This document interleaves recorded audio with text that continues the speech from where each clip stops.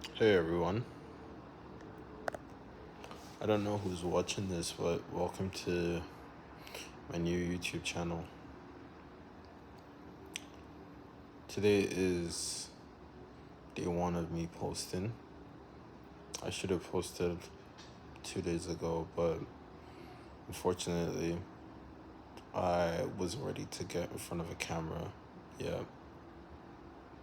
Because when I got in front of the camera, I would want to be consistent with posting for 30 days continuously. I now see how to do this. I'll stay consistent posting on the camera. But the odd thing is that for me to be a consistent person when it comes to uploading YouTube videos and sharing my thoughts, sharing my ideas, working on my work, I have to become a digital minimalist. Which is the read of the day, or the read of the last 2 days.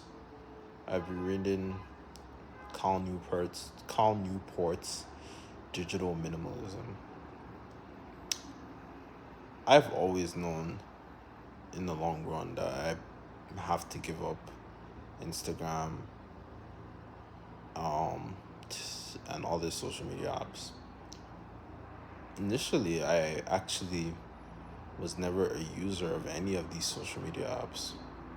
I only got onto them probably later in life due to the fact that my friends would say, "Oh, you don't have Snapchat, you don't have Instagram, you don't have," and the last one was, "You don't have TikTok," and somehow I always got convinced to get on.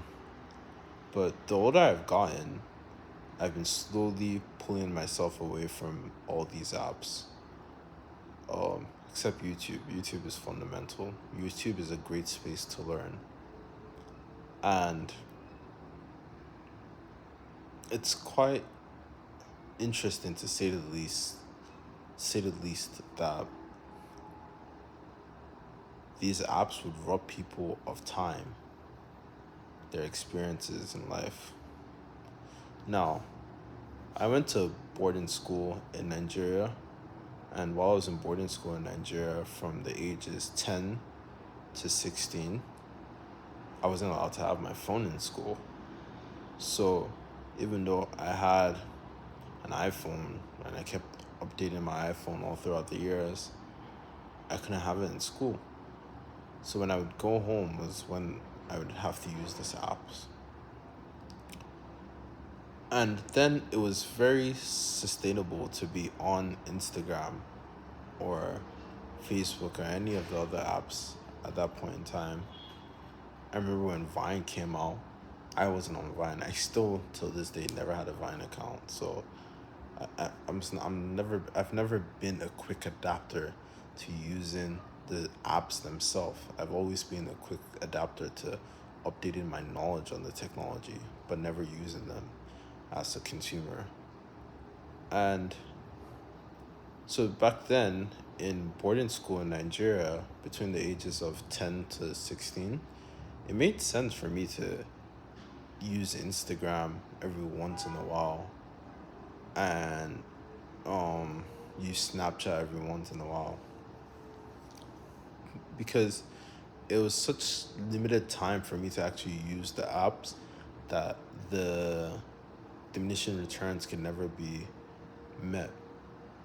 Fast forward between the ages of 16 to 22, 21, 20, 16 to 20, because I was in boarding school from 2017 to 2019. I'm talking about boarding school outside of Nigeria, boarding school in the US. And that's when I had full freedom to partake in using social media because everybody had Instagram, everybody had Snapchat, and I would just be on Instagram all day, consuming so much media, knew everything about everything, which was nothing. And In hindsight, right now, I don't blame myself for that period of time. Thinking about a child who just went from 6 years of minimal consumption of social media to 2 years of maximum consumption of social media, I just found myself in a different environment. I don't see myself to blame for that. The apps are designed to make you stay on them. And everybody, sorry about that, that's NYC. We're gonna hear lots of sounds. And everybody would be on these apps texting me, oh, did you see this? Did you see that? So even a small boarding school community out here in the US where everybody's texting you about, oh, did you see this and that? This trend is going on right now. You feel left out if you don't partake in these apps. But somehow, during the pandemic, the constant texting and constant information passing between these apps made me start thinking about how this probably isn't a good thing. There's probably something else that I should be doing. There really is something that should be occupying my time right now. So something that my mind should be up to. But I just couldn't get out of it. I was always on Netflix and I was always on Instagram.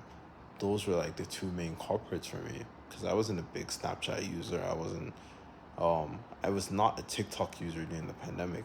It actually took my cousins to force me to sign up for TikTok before I got TikTok. And eventually, yes, they convinced me to get TikTok because they're like, oh, you need to get it. You're so old.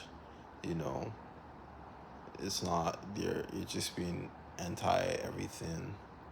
Eventually, I got convinced to get TikTok. And I had TikTok for a year or 2 years, probably.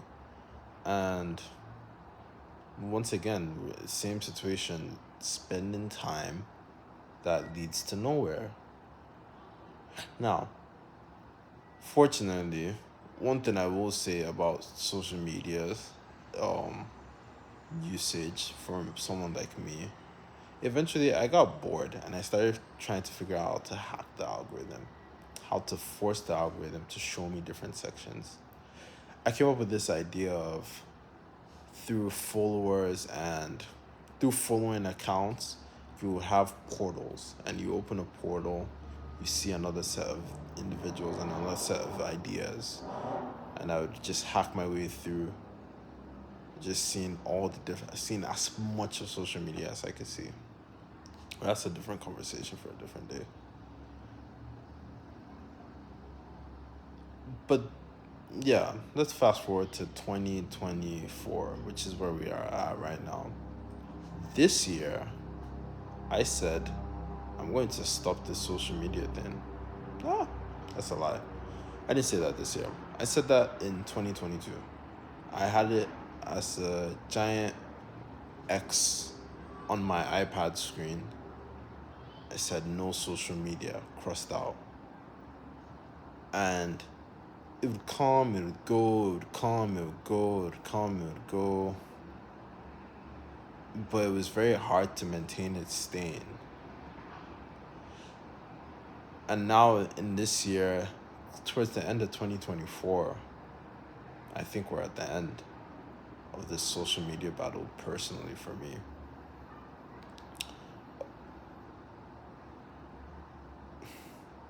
Why I feel that I'm at the end this year is because I've put in a lot of time and effort to think about what activities over the last 2, 3 years to replace I should partake in to replace the other activities in my life that social media was occupying. It took a while. It took a while to really just sit down and say, hey, what are the things that you know you should be doing that you're not doing? And one of them was reading. Another one was just basic exercise. Another set of ideas that I should be doing is making projects, doing personal projects, or starting a business of some sort, or communicating with my friends in real life. And I just like to say that if you're challenged with social media and you're having like a hard time getting off of these apps, it's not your fault. It's not. People have spent billions of dollars, making it more attractive, more of an app that makes you feel that you're getting something out of it. Yet, you know deep down you're losing your life. Quite literally, time is passing. And it's weird because it seems that our entire world requires all of us to partake in the digital world at this point in time. But the reality is this: you can partake in the digital world without necessarily being so much of a consumer of the digital world. It's great to share thoughts like what I'm doing right now, or share an idea with people and see who of like mind might find this idea interesting to themselves and useful to themselves over the internet. But the reality is this: social media eats away your time. Even this medium that I'm communicating with you through YouTube eats away your time. Now, while I want to make YouTube videos and I want to share my YouTube ideas, my ideas on YouTube, and share projects on YouTube, it doesn't mean that I want everybody to watch what I'm doing every single minute of the day, or every day, every minute, every hour, every second. Somebody might find what I'm doing interesting today, and another person might find it interesting tomorrow, because there's 8 billion plus of us on planet Earth. There's room for somebody to see, oh, I needed this information right now, and nothing more but this information. And there's room for another person to say, hey, I need the full thing. I need 5 days worth of your information.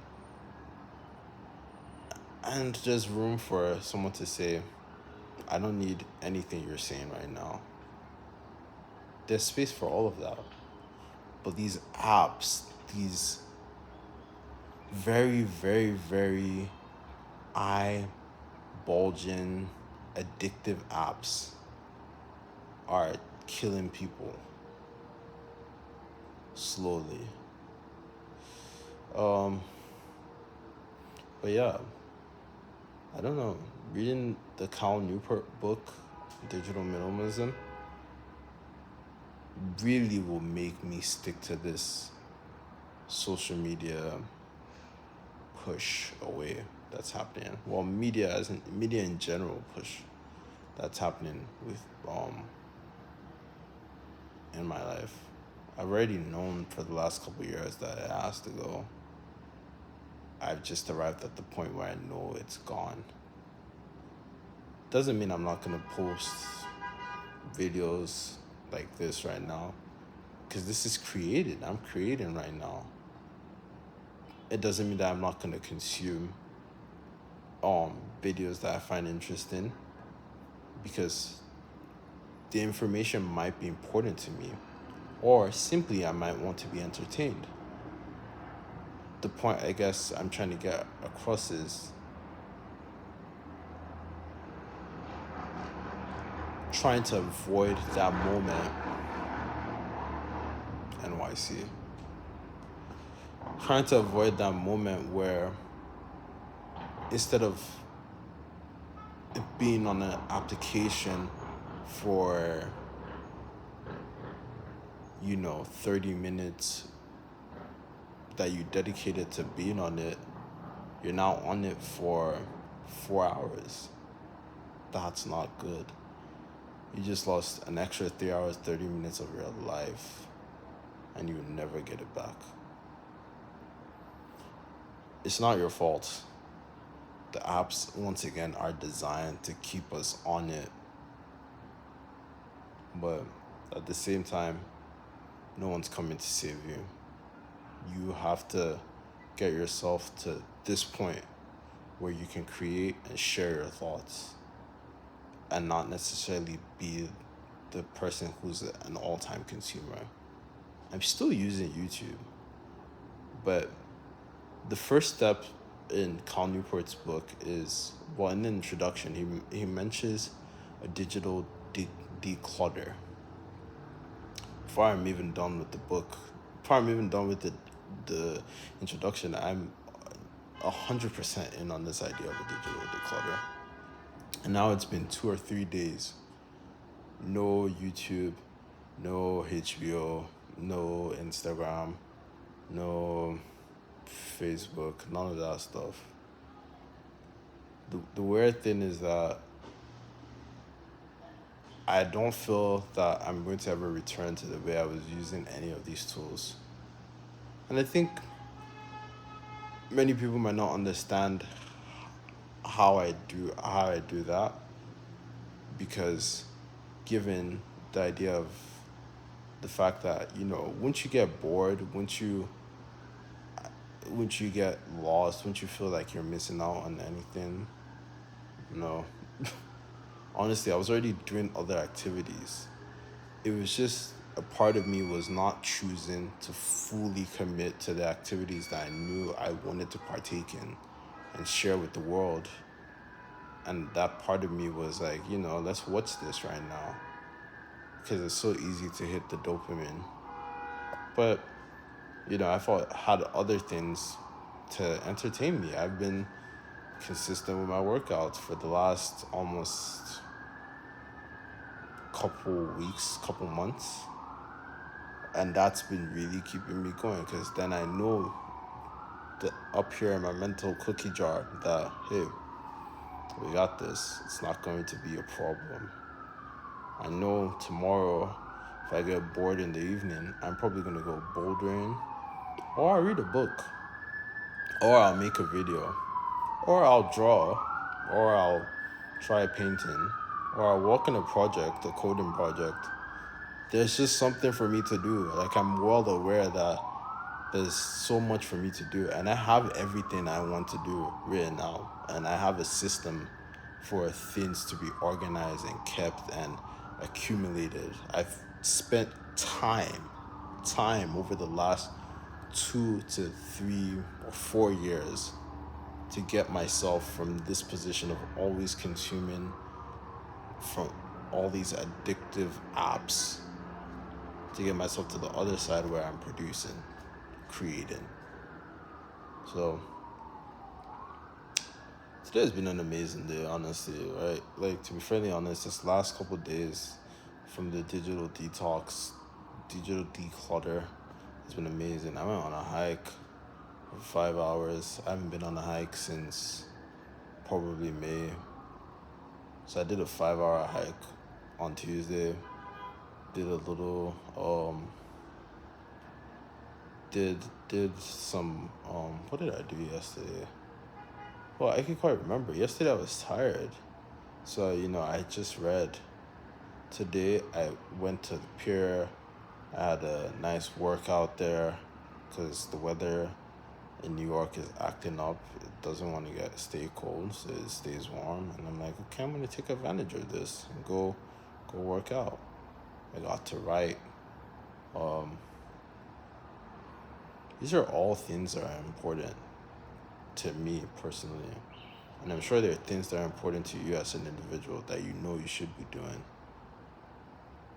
Anyways, enough said for today. I hope everyone's having a great day. Once again, welcome. My name is Otwedon, and I will be sharing whatever comes to my mind on this channel. Peace.